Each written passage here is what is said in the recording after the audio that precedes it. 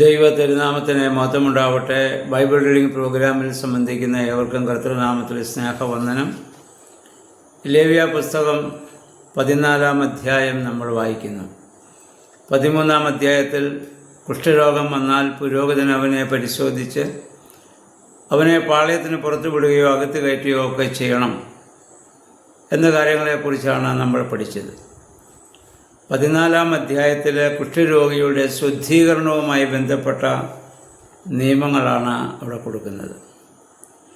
ഒരുവന് കുഷ്ഠരോഗം വന്ന് പാളയത്തിന് പുറത്തു പോയാൽ രോഗം മാറിക്കഴിയുമ്പോൾ പുരോഹിതൻ്റെ അടുത്ത് വരികയും പുരോഹിതൻ അവനെ സൂക്ഷ്മമായി പരിശോധിച്ച് അവൻ്റെ രോഗം മാറി എന്ന് ബോധ്യമായാൽ അവന് ശുദ്ധീകരണ പ്രക്രിയകളും പാപപരിഹാര ബലിയൊക്കെ അവന് വേണ്ടി അർപ്പിക്കുന്ന കാര്യങ്ങളാണ് ഈ 14-ാം അധ്യായത്തിൽ നമ്മൾ വായിക്കുന്നത്. പുതിയ നിയമത്തിൽ ഒരു പുരോഹിതൻ്റെ അടുത്ത് വരുന്ന പാപി അവൻ പാപം ഏറ്റുപറഞ്ഞ് കഴിയുമ്പോൾ അവൻ്റെ ശിരസിൽ കൈവച്ച് പാപമോചന പ്രാർത്ഥന നടത്തി അവനെ വീണ്ടും പഴയ അവസ്ഥയിലേക്ക് ശുദ്ധീകരിക്കുന്ന പ്രക്രിയ നമ്മൾ ചെയ്യുകയാണ്. അപ്പോൾ ഇതിൻ്റെ നിഴലാണ് പഴയ നിയമത്തിൽ നടക്കുന്ന സംഭവങ്ങളൊക്കെ എന്ന് നമുക്കറിയാം. അതിനുശേഷം ശുദ്ധിയുള്ള പക്ഷിയെ കൊണ്ടുവന്നതിനെ യാഗമായി അർപ്പിക്കണം. അതുപോലെ തന്നെ ഒരു പാത്രത്തിൽ വെള്ളമെടുത്ത് അതിന് മുകളിൽ വെച്ച് ആ പക്ഷിയെ കൊല്ലണം. വെള്ളം ജീവൻ്റെ പ്രതീകമാണ്. വെള്ളത്തിൽ നിന്നാണ് ജീവൻ ഉണ്ടാകുന്നതെന്ന് നമുക്കറിയാം. അപ്പോൾ അവനെ വീണ്ടും ഒരു പുതിയ സൃഷ്ടിയായി അവനെ അവിടെ രൂപാന്തരപ്പെടുത്തുന്നു എന്നുള്ളതാണ്. പൗലോസ്ലീഹ പറയുന്ന പുതിയ നിയമത്തിലും ക്രിസ്തുവിലായാൽ അവൻ പുതിയ സൃഷ്ടിയായി അവിടെ മാറുന്നു, പഴയതൊക്കെയും കഴിഞ്ഞുപോയി എന്ന് പറയുന്ന പോലെ അതേ അവസ്ഥയിലേക്ക് അവനെ അവിടെ ഇത് കൊണ്ടുവരികയാണ് എന്ന് പറയാൻ ഒരു പുതിയ മനുഷ്യനായി രൂപാന്തരപ്പെടുന്ന അർത്ഥം. അതിൽ വായിക്കുന്ന 7 പ്രാവശ്യം അവനെ ശുദ്ധീകരിച്ച വെള്ളം അവൻ്റെ മേൽ തളിക്കണം. 7 എന്നുള്ളത് പൂർണ്ണതയെ സൂചിപ്പിക്കുന്ന സംഖ്യയാണ്, നമുക്കറിയാം. അവനെ പൂർണ്ണമായി അവനെ ശുദ്ധീകരണത്തിലേക്ക് കൊണ്ടുവരികയാണ്.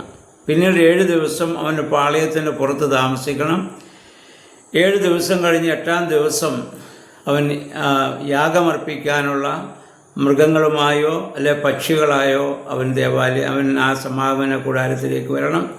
അവന് വേണ്ടി അവിടെ യാഗമർപ്പിക്കണം. ഇതിൻ്റെ 14-ാം വാക്യം നമ്മൾ വായിക്കുമ്പോൾ അത് വളരെ ശ്രദ്ധിക്കുക.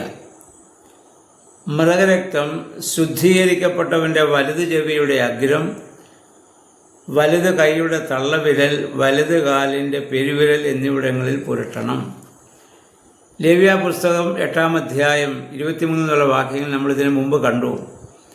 അഹ്റോനെയും മക്കളെയൊക്കെ പുരോഹിതന്മാരായി അഭിഷേകം ചെയ്തപ്പോൾ മോശ അന്നർപ്പിച്ചതായ ആ യാഗരക്തമെടുത്ത് ഇതുപോലെ അവിടെ വലത് ചെവിയുടെ അഗ്രത്തും വലത് തള്ളവിരലിൻ്റെ അഗ്രത്തും കാലിൻ്റെ പെരുവിരലിൻ്റെ അറ്റത്തും ഒക്കെ അന്ന് അവിടെ സ്പർശിച്ചതായി നമ്മൾ കാണുന്നുണ്ട്. അപ്പോൾ ഇവിടെയും ഒരു കുഷ്ഠരോഗിയെ ശുദ്ധീകരിക്കുമ്പോൾ അത് ചെയ്യുന്നുവെന്ന് പറഞ്ഞാൽ ആ അഹ്റോനെയും മക്കളെയും ദൈവം അംഗീകരിച്ചതുപോലെ അവനെയും അവിടെ അംഗീകരിക്കപ്പെടുകയാണ്. അല്ലെങ്കിൽ അവരെ ശുദ്ധീകരിച്ചതുപോലെയുള്ള ഒരു വലിയ ശുദ്ധീകരണ പ്രക്രിയയാണ് അവിടെ നടക്കുന്നുവെന്നുള്ളതാണ്. എന്ന് പറഞ്ഞാൽ അഹ്റോനും മക്കൾക്ക് ലഭിച്ച അതേ സ്ഥാനം, അതേ അനുഭവത്തിലേക്കാണ് ഇവനെയും ഇവിടെ സ്വീകരിക്കുന്നത്. പുതിയ നിയമത്തിൽ നമ്മുടെ കർത്താവ് പറഞ്ഞു, പാപി അനുദപിക്കുമ്പോൾ സ്വർഗം സന്തോഷിക്കുമെന്ന്. നമുക്കറിയാം, പഴയ നിയമത്തിൽ ഉൽപ്പത്തി പുസ്തകം 4-ാം അധ്യായം കായീൻ ഹാബേലിനെ കൊന്നതിന് ശേഷം ദൈവസന്നിധിയിൽ വരികയും അതിനുശേഷം ദൈവം അവന് കൊടുക്കുന്ന ശാപം ഇതാണ്: നിന്റെ അനുജൻ്റെ രക്തം ഏറ്റുവാങ്ങാൻ വായു തുറന്ന് ദേശം വിട്ട് നീ ശാപഗ്രസ്തനായി പോകണം. ഇനി മേലാൽ ഭൂമി തൻ്റെ വീര്യം നിനക്ക് തരികയില്ല. കായീൻ കൃഷിക്കാരനാണ്. അവൻ കൃഷി ചെയ്താൽ ഭൂമി വീര്യം കൊടുക്കുന്നില്ല എങ്കിൽ, ഫലം കൊടുക്കുന്നില്ല എങ്കിൽ ജീവിക്കാനാവില്ല. അവൻ ഉടനെ തന്നെ ദൈവസന്നിധാർത്ഥമായും പശ്ചാത്തപിക്കുന്നുണ്ട്. എൻ്റെ കുറ്റം പൊറുപ്പാൻ കഴിയുന്നതിനേക്കാൾ വലുതാണ്. അതുകൊണ്ട് നീ എന്നെ ഇവിടുന്ന് ആട്ടിക്കളയുന്നു, ഞാൻ ചെല്ലുന്നിടത്ത് എന്നെ കാണുന്നവർ എന്നെ കൊല്ലും എന്ന് പറഞ്ഞപ്പോൾ യഹോവയായ ദൈവം അവൻ അനുദപിക്കാൻ ഒരു മനസ്സ് വെച്ചപ്പോൾ അവന് ഒരു അടയാളം കൊടുക്കുകയും ഇനി ആരെങ്കിലും കായനെ കൊന്നാൽ അവന് കായന് കൊടുക്കാൻ ഇരുന്നതിന് 7 ഇരട്ടി പകരം അവനോട് ചെയ്യുമെന്നും 4-ാം അധ്യായത്തിൻ്റെ അവസാന ഭാഗത്ത് നമ്മൾ വായിക്കുന്നുണ്ടല്ലോ. അപ്പോൾ അവിടെയും കായനെ അനുദപിക്കാൻ മനസ്സ് വെച്ചപ്പോൾ യഹോവയുടെ മനസ്സ് മാറുന്നു. ഇതുതന്നെയാണ് പുതിയ നിയമത്തിൽ നമ്മുടെ കർത്താവ് പഠിപ്പിച്ച ധൂർത്തുപുത്രൻ്റെ ഉപമയിൽ നമ്മൾ കാണുന്നത്. അവന് അപ്പൻ്റെ സ്വത്തുകളൊക്കെ കൊണ്ട് നശിപ്പിച്ച് അപ്പൻ അപമാനം വരുത്തിയവനാണെങ്കിലും അവൻ്റെ മടങ്ങിന് വേണ്ടി കാത്തിരുന്ന അവൻ ആവശ്യപ്പെട്ടത് വാസ്തവത്തിൽ ദാസ്യത്വമാണ്. അവൻ ആവശ്യപ്പെട്ടതിന് വേലക്കാൽ ഒരുവനെ പോലെ എന്നെ അംഗീകരിച്ചാൽ മതി. പക്ഷേ പിതാവ് അവന് കൊടുത്ത പുത്രത്വമാണ്. വിശേഷയുള്ള വസ്ത്രം, വിരളിൽ മോതിരം, അല്ലെങ്കിൽ മൃഗത്തെ ഒക്കെ അവിടെ അറുത്തവന് വലിയ വിരുന്ന് കൊടുക്കുകയാണ്. ദാസ്യത്വം ചോദിച്ചവന് പുത്രത്വം കൊടുക്കുന്ന ദൈവികമായ സ്നേഹം. നമ്മൾ മാനുഷിക ബലഹീനതയാലും സാഹചര്യ സമ്മർദ്ദങ്ങളാലും നമ്മൾ കുറവുകൾ സംഭവിച്ചാൽ ദൈവസ്ഥാനത്തിൽ പശ്ചാത്താപത്തോടെ നമ്മളത് ഏറ്റുപറയുമ്പോൾ ദൈവം നമുക്ക് നൽകുന്നതായ സ്വീകരണം ഇവിടെ നമുക്ക് കാണാൻ സാധിക്കുന്നതാണ്. 17-18 വാക്യങ്ങൾ വരുമ്പോൾ നമ്മൾ വായിക്കുന്നു, ശുദ്ധീകരിക്കപ്പെട്ട എണ്ണയും അവിടെ ശുദ്ധീകരിക്കണം. ആ ശുദ്ധീകരിക്കപ്പെട്ട എണ്ണയും ഇതുപോലെ അവൻ്റെ അത് ചെവിയുടെ അഗ്രത്തും വലത് കൈയുടെ തള്ളവിരലിൻ്റെ അറ്റത്തും, അല്ലെങ്കിൽ അവൻ്റെ വലത്തെ കാലിൻ്റെ പെരുവിരലിൻ്റെ അറ്റത്തും ഒക്കെ പുരട്ടണം. രക്തം പുരട്ടിയതുപോലെ തന്നെ എണ്ണ നമുക്കറിയാം പരിശുദ്ധാത്മാവിനെയാണ് സൂചിപ്പിക്കുന്നത്.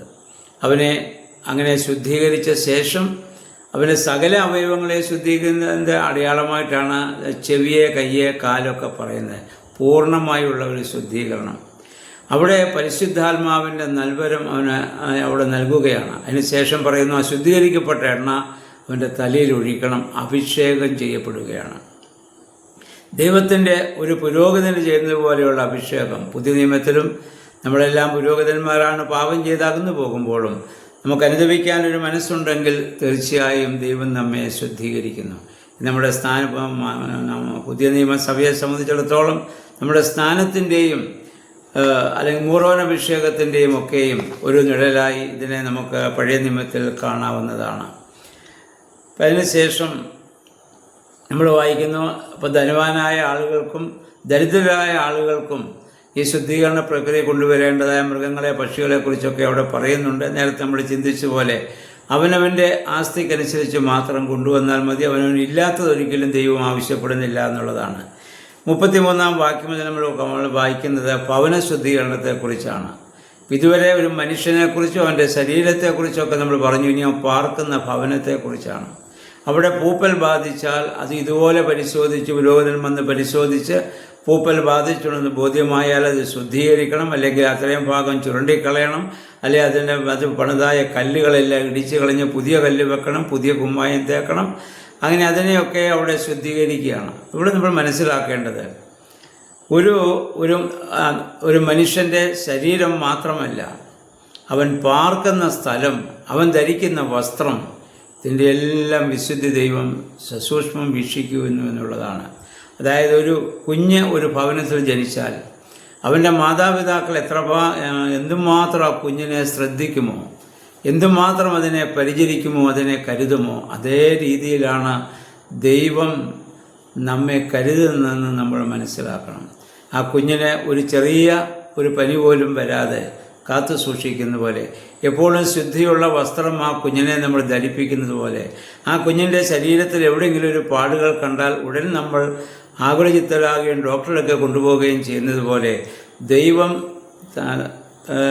നമ്മൾ ഓരോരുത്തരെയും, ഓരോ ദൈവ പൈതലിനെയും സസൂക്ഷ്മം വീക്ഷിക്കുന്നു, ശ്രദ്ധിക്കുന്നുവെന്നുള്ള ഒരു വലിയ സത്യം ഇതിൽ നിന്ന് നമുക്ക് മനസ്സിലാക്കാവുന്നതാണ്. ആ സ്നേഹം നമ്മൾ തിരിച്ചറിഞ്ഞിട്ട് വേണം ദൈവത്തെ നമ്മൾ സ്നേഹിക്കുവാനും ദൈവഹിതപ്രകാരം ഈ ഭൂമിയിൽ നമ്മൾ ജീവിക്കുവാനും.